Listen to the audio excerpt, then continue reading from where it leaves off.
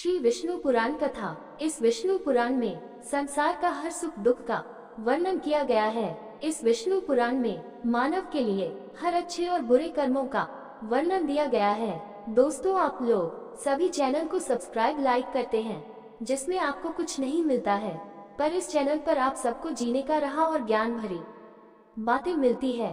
तो आपसे निवेदन है कि हमारे चैनल को आप सब सपोर्ट करें और हौसला दें कि हम आप लोगों के लिए अच्छा ज्ञान, अच्छी बातें और अच्छी राह पर चलने के लिए अच्छा ज्ञान आप सब के लिए पहुंचाता रहूं।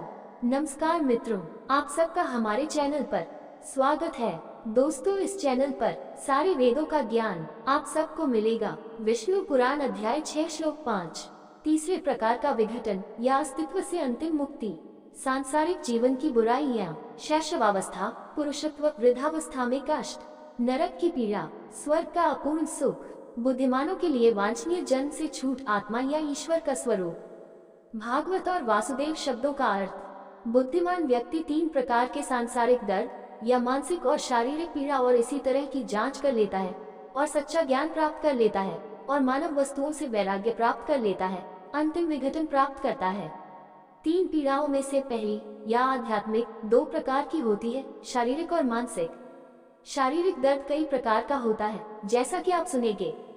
सिर के रोग, नज़ला, बुखार, उदर शूल, भगंदर, प्लीहा, बवासीर, सूजन, बीमारी, नेत्र रोग, पेचिश, कुष्ठ और कई अन्य रोग शारीरिक कष्ट का कारण बनते हैं। मानसिक पीड़ाएं हैं प्रेम, क्रोध, भय, घृणा, लोभ, मूर्खता, निराशा, दुख, द्वेष, तिरस्कार, ईर्ष्या, द्वेष और कई अन्य भावनाएं जो मन में उत्पन्न होती हैं। ये और विभिन्न अन्य कष्ट मानसिक या शारीरिक सांसारिक कष्टों की श्रेणी में आते हैं, जिन्हें आध्यात्मिक, प्राकृतिक और अविभाज्य कहा जाता है। वह पीड़ा जिसके लिए उत्कृष्ट ब्राह्मण, आदि भौतिक, प्राकृतिक लेकिन आकस्मिक शब्द का प्रयोग किया जाता है, वह हर प्रकार की बुराई है जो जानवरों, पक्षियों, मनुष्यों, भूतों, सांपों, राक्षसों या सरीसृपों द्वारा मनुष्यों को बाहर से दी जाती है। और जिस दर्द को अधिदैविक या अलौकिक कहा जाता है, वह ठंड, गर्मी, हवा, बारिश, बिजली और अन्य वायुमंडलीय घटना का काम है। मैत्रेय, गर्भाधान, जन्म, क्षय, रोग, मृत्यु और नरक की प्रगति में दुख हजारों रूपों में बढ़ता है। कोमल और सूक्ष्म जानवर भ्रूण में मौजूद होता है, जो प्रचुर मात्रा में गंदगी से घिरा होता है, पानी में तैरता है और उसकी पीठ, गर्दन और हड्डियों में विकृत होता है। इसके विकास के दौरान भी गंभीर दर्द सहना, जैसा कि अपनी माँ के भोजन के अम्लीय, तीखा, कड़वा, तीखा और खारा पदार्थों से अव्यवस्थित होता है। अपने अंगों को फैलाने या सिकुड़ने में असमर्थ, श्रम और मूत्र के कीचड़ के बीच आराम करना, हर तरह से असुविधाजनक, सांस लेने में असमर्थ, चेतना से संपन्न और पिछले कई 100 जन्मों को याद करने वाला। इस प्रकार भ्रूण गहन पीड़ा में मौजूद होता है, जो अपने पूर्व कार्यों से दुनिया से बंधा होता है। जब बच्चा जन्म लेने वाला होता है तो उसका चेहरा मल, मूत्र, रक्त, बलगम और वीर्य से सना हुआ होता है। प्रजापति वायु के कारण गर्भाशय से उसका लगाव टूट जाता है, इसे सिर नीचे की ओर मोड़ दिया जाता है और प्रसव की शक्तिशाली और दर्दनाक हवाओं द्वारा हिंसक रूप से गर्भ से बाहर निकाल दिया जाता है। और बाहरी हवा के संपर्क में आने पर शिशु कुछ समय के लिए सारी संवेदना खो देता है और तुरंत अपने बौद्धिक ज्ञान से वंचित हो जाता है। इस प्रकार जन्म लेने पर बच्चे को हर अंग में यातना दी जाती है, जैसे कि कांटों से छेदा गया हो या आरी से टुकड़े टुकड़े कर दिया गया हो, और वह अपने दुर्गंधयुक्त आवाज से किसी घाव से धरती पर रेंगने वाली चीज की तरह गिर जाता है। स्वयं को महसूस करने में असमर्थ, स्वयं को मोड़ने में असमर्थ, स्नान और पोषण के लिए वह दूसरों की इच्छा पर निर्भर है। गंदे बिस्तर पर लिटाए जाने पर उसे कीड़े और मच्छर काट लेते हैं और उसमें उन्हें भगाने की शक्ति नहीं होती। कई ऐसी पीड़ाएं होती हैं जो जन्म के समय होती हैं, और कई ऐसी होती हैं जो जन्म देने में सफल होती हैं, और अनेक कष्ट ऐसे हैं जो बचपन की अवस्था में मौलिक और अतिमानवीय एजेंसी द्वारा दिए जाते हैं। अज्ञानता के अंधकार से घिरा हुआ और आंतरिक रूप से हतप्रभ मनुष्य नहीं जानता कि वह कहाँ से है, कौन है, कहाँ जाता है, नहीं उसकी प्रकृति क्या है, वह किन बंधनों से बंधा है, कारण क्या है और कारण क्या नहीं है, क्या किया जाना है और क्या अधूरा छोड़ा जाना है, क्या कहना है और क्या चुप रहना है, धर्म क्या है, अधर्म क्या है, इसमें क्या शामिल है या कैसे, क्या सही है, क्या गलत है, पुण्य क्या है, पाप क्या है। इस प्रकार मनुष्य एक क्रूर जानवर की तरह केवल पशु संतुष्टि का आदी होकर अज्ञानता से उत्पन्न होने वाले दर्द को सहन करता है। ज्ञान से रहित लोगों पर अज्ञान, अंधकार, निष्क्रियता का प्रभाव रहता है, जिससे पवित्र कार्य उपेक्षित रह जाते हैं। लेकिन महान ऋषियों के अनुसार नरक धार्मिक कृत्यों की उपेक्षा का परिणाम है और अज्ञानी लोग इस दुनिया और अगले दोनों में दुख भोगते हैं। जब बुढ़ापा आता है तो शरीर दुर्बल हो जाता है, अंग शिथिल है, चेहरा क्षीण और मुरझाया हुआ है, त्वचा झुर्रीदार है और नसें बहुत कम ढकती हैं। आंख दूर तक नहीं देखती और पुतली शून्यता को देखती रहती है। नासिका क्षेत्र बालों से भरे हुए हैं, चलते समय सूंड कांपती है, हड्डियां सतह के नीचे दिखाई देती हैं। पीठ झुकी हुई है और जोड़ मुड़े हुए हैं, पाचन अग्नि बुझ गई है, भूख कम है और शक्ति भी कम है। चलना, उठना, सोना, बैठना ये सब कष्टकारी प्रयत्न है। कान सुस्त है, आंख धुंधली है, टपकती लार से मुंह भिनौना है। इंद्रियां अब इच्छा के प्रति आज्ञाकारी नहीं रही और जैसे जैसे मृत्यु निकट आती है जो चीजें समझ में आती है वे भी तुरंत भूल जाती हैं। एक ही वाक्य का उच्चारण थका देने वाला होता है और जागने पर सांस लेने में कठिनाई, खांसी और दर्दनाक थकावट बनी रहती है। बूढ़े को किसी और ने उठा लिया, उसके कपड़े किसी और ने पहने हैं, वह अपने नौकरों, अपने बच्चों और अपनी पत्नी के लिए तिरस्कार का पात्र है। साफ सफाई, आमोद प्रमोद, भोजन या चाहत में असमर्थ, उसके आश्रितों द्वारा उसका उपहास किया जाता है और उसके रिश्तेदारों द्वारा उसकी उपेक्षा की जाती है और अपनी युवावस्था के कारनामों पर, जैसे पिछले जीवन के कार्यों पर ध्यान करते हुए वह गहरी आहें भरता है और अत्यधिक व्यथित होता है। ऐसे कुछ दर्द है जिन्हें बुढ़ापा झेलना अभिशप्त है। अब मैं तुम्हें मृत्यु की पीड़ा का वर्णन करूंगा। गर्दन झुक जाती है, पैर और हाथ शिथिल हैं, शरीर कांपता है, आदमी बार बार थक जाता है, वश में हो जाता है और बाधित ज्ञान से ग्रस्त हो जाता है। स्वार्थ का सिद्धांत उसे परेशान करता है और वह सोचता है कि मेरी संपत्ति, मेरी जमीन, मेरे बच्चे, मेरी पत्नी, मेरे नौकर, मेरे घर का क्या होगा। उसके अंगों के जोड़ों में भयंकर दर्द हो रहा है, मानो आरी से काट दिया गया हो या मानो उन्हें विध्वंसक के तेज तीरों से छेद दिया गया हो।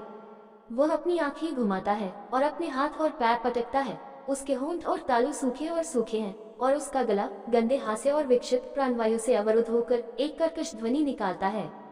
वह जलन, प्यास और भूख से पीड़ित है और अंततः वह मर जाता है। मृतकों के न्यायाधीश के नौकरों द्वारा प्रताड़ित किया जाता है ताकि दूसरे शरीर में अपने कष्टों का नवीनीकरण किया जा सके। ये वो पीड़ाएं हैं जो पुरुषों को मरने के बाद सहनी पड़ती हैं। अब मैं तुमसे उन यातनाओं का वर्णन करूंगा जो वे नरक में सहते हैं। जब लोग मर जाते हैं तो उन्हें टाटा के राजा के नौकरों द्वारा रस्सियों से बांध दिया जाता है और लाठियों से पीटा जाता है और फिर उन्हें यम के भयंकर रूप और उनके भयानक मार्ग की भयावहता का सामना करना पड़ता है।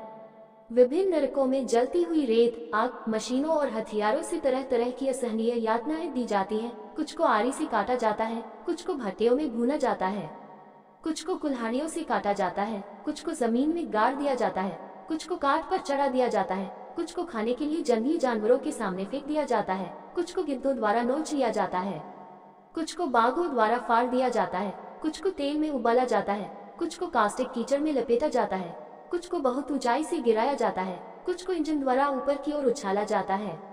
पाप के परिणाम स्वरूप नरक में दी जाने वाली सजाओं की संख्या अनंत है, लेकिन केवल नरक में ही मृतकों की आत्मा को पीड़ा नहीं होती। स्वर्ग में भी कोई समाप्ति नहीं है, क्योंकि इसके अस्थायी निवासी को फिर से धरती पर उतरने की संभावना सताती रहती है। फिर क्या वह गर्भधारण और जन्म के लिए उत्तरदायी है? वह फिर से भ्रूण में विलीन हो जाता है और जब जन्म लेने वाला होता है तो उसकी मरम्मत करता है। फिर वह पैदा होते ही मर जाता है, या बचपन में, या जवानी में, या मर्दानगी में, या बुढ़ापे में। मृत्यु देर सबेर अपरिहार्य है। जब तक वह जीवित रहता है तब तक वह अनेक प्रकार के कष्टों में डूबा रहता है, जैसे कपास के बीज को धागे में पिरोना होता है। धन प्राप्त करने, खोने और सुरक्षित रखने में अनेक दुख होते हैं और इसलिए हमारे दोस्तों के दुर्भाग्य में भी ऐसा ही है। जो कुछ भी उत्पन्न होता है वह मनुष्य के लिए सबसे स्वीकार्य होता है। वह मैत्रेय एक बीज बन जाता है जहाँ से दुख का वृक्ष उगता है।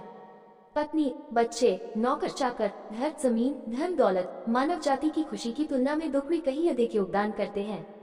इस संसार के सूर्य की अग्नि से झुलसा हुआ मनुष्य सुख की तलाश कहाँ कर सकता है यदि उसे मुक्ति के वृक्ष की छाया न मिलती।